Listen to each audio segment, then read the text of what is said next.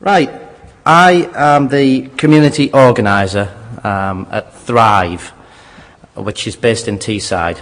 I'm going to tell you a little bit about Thrive and the ethos behind our approach, and then I'll tell you about one of the campaigns that we've been working on, which is called Drowning in Debt. We're ongoing with that, and it's just gone into the Financial Conduct Authority. So, picking up on a couple of the questions from Jim, which were excellent, I thought, and the talk from Lorraine. Church Action on Poverty and Thrive exist to close the gap between the rich and poor in the UK. The gap between the rich and poor is now wider than it ever has been, or at least for the last 40 years, is getting wider. And there's a lot of research, a big body of research now, primarily the spirit level. I don't know if you've heard that from Pickett and Wilkinson, which says that it doesn't matter now, unlike the previous doctrine of trickle-down economics, it doesn't matter now how much wealthier a society becomes. If the gap between the rich and poor is getting wider, we're going to have more drug and alcohol addiction, more imprisonment, more obesity, depression, teenage pregnancies and other social ills. So it's not only for the good of the poorest, but it's for the good of everybody that we work to close the gap between rich and poor. Now, my favourite phrase is from, I think it could have been Desmond Tutu, who said, "The church is very good at fishing the people out the river when they're drowning, but not very good at going upstream to see who threw them in the first place." Now, in my experience, setting up a food bank is an excellent thing to do, right? I know that Peter's set up a food bank. Giving coats to asylum seekers and a place to go and have a nice bowl of soup is excellent. And if you go through all the churches in Stockton and Middlesbrough, you can find somewhere where you can be provided with material need. But at Thrive, as a community organiser, in my varied career, I've stood outside Bright House with a telly on my head, taken over meetings of Group 4 Security, who were responsible for looking after asylum seekers in our area. And we're soon going to be going and challenging the local job centre about their enforced destitution of people through job centre sanctions. So we're closing the gap between rich and poor through direct action and going upstream to see who threw these people in the first place. And I would say to Peter that when people attend the food bank and volunteer and become angry, point them in the direction of Church Action on Poverty and Thrive, because this is how we can work effectively to get people into the public space and do something about what's happening in our country. Okay?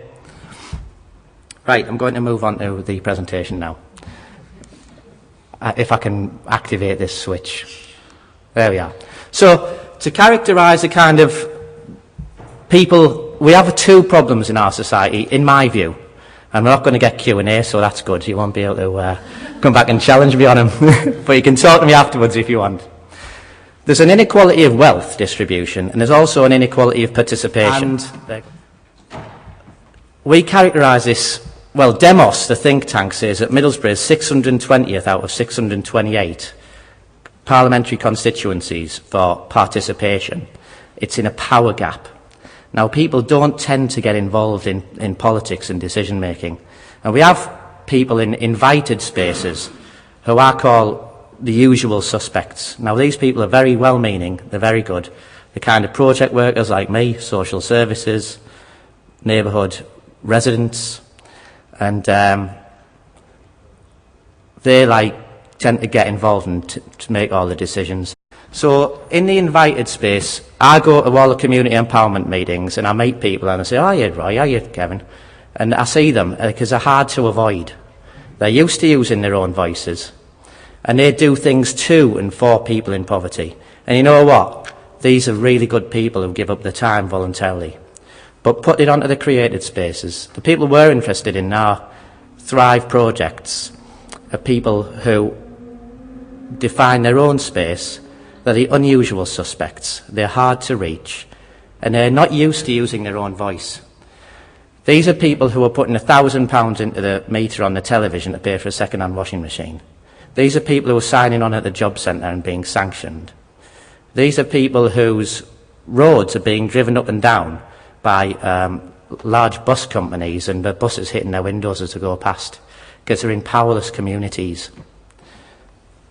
And we need to encourage these people to do things for themselves. We need to agitate them.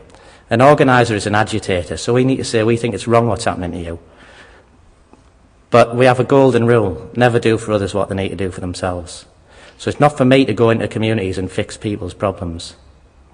We have to challenge them, we have to meet them where they are, and they have to take charge of those issues. So they can see, well, you could have seen one of the issues we're working on, and that is a bus route in Thornaby where I organise some of the residents, or at least they organise themselves, to get some bollards put along that pavement. A very quick win. Those are tactical issues where we got the mosque to turn some people out, we got people into the local school, and instead of going to the council, we brought the council to us, and we held a meeting with the residents of that road, and we just got a few safety measures put on the road. It now looks totally different to that. I should have had it before and after, but these are some of the things that we're working on at a community level.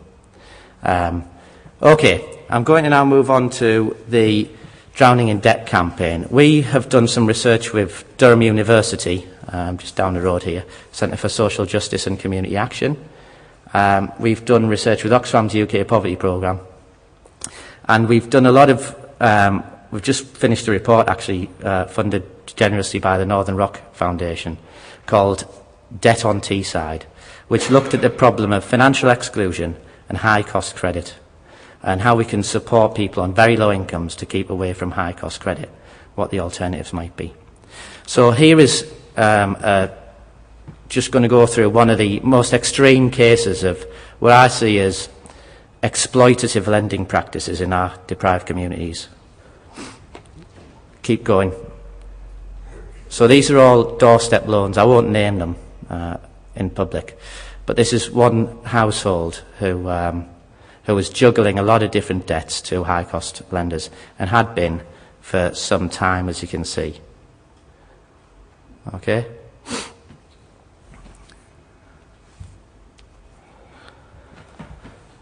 These are rent-to-own companies. We've done some campaigns on that. So I think we're going to, if it'll run, we'll have a video that shows this situation that we made with some of the customers.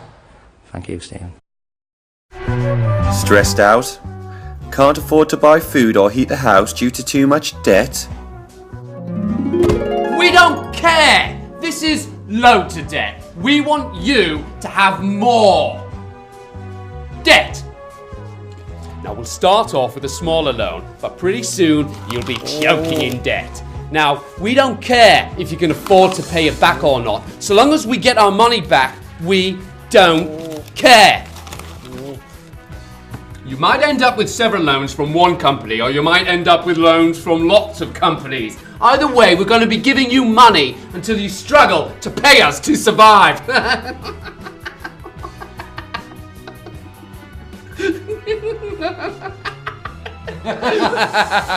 So, let's look at those figures.